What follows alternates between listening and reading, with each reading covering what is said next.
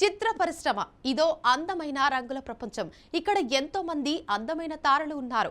అలాంటి వారిలో ఓ ముద్దుగుమ్మ ఉంది. మొదటి సినిమాతోనే ఓవర్ నైట్ స్టార్ అయ్యింది.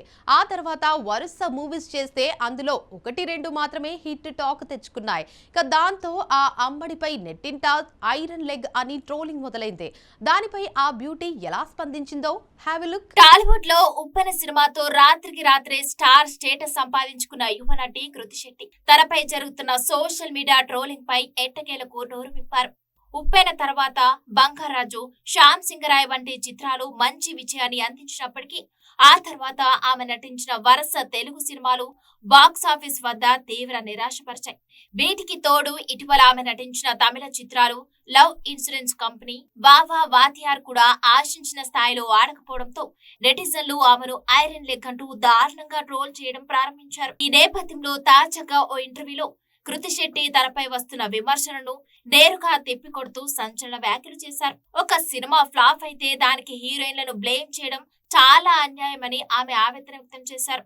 చాలా సినిమాల్లో హీరోయిన్ల పాత్ర నిడివి చాలా తక్కువగా ఉంటుందని, సినిమాను ఎలా తీయాలి లేదా కథను ఎలా నడపాలనే విషయాల్లో తమకు ఎలాంటి నిర్ణయాధికారాలు ఉండవని స్పష్టం చేశారు.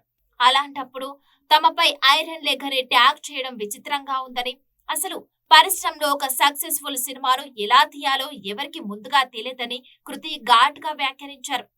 కృతి శెట్టి చేసిన వ్యాఖ్యలు ఇప్పుడు టాలీవుడ్, కోలీవుడ్ వర్గాల్లో తీవ్ర చర్చకు దారితీశాయి. ఇక సినిమా ఫ్లాప్ అయితే హీరోయిన్లను మాత్రమే టార్గెట్ చేయడం తప్పు అంటూ ఒక వర్గం కృతికి మద్దతు తెలుపుతూ ఉండగా, మరో వర్గం మాత్రం దీనిని తీవ్రంగా వ్యతిరేకిస్తుంది. సినిమా హిట్ అయినప్పుడు క్రెడిట్ తీసుకునే హీరోయిన్లు ఫ్లాప్ అయినప్పుడు మాత్రం బాధ్యత తీసుకోరా అంటూ కొందరు నెటిజన్లు ప్రశ్నిస్తున్నారు.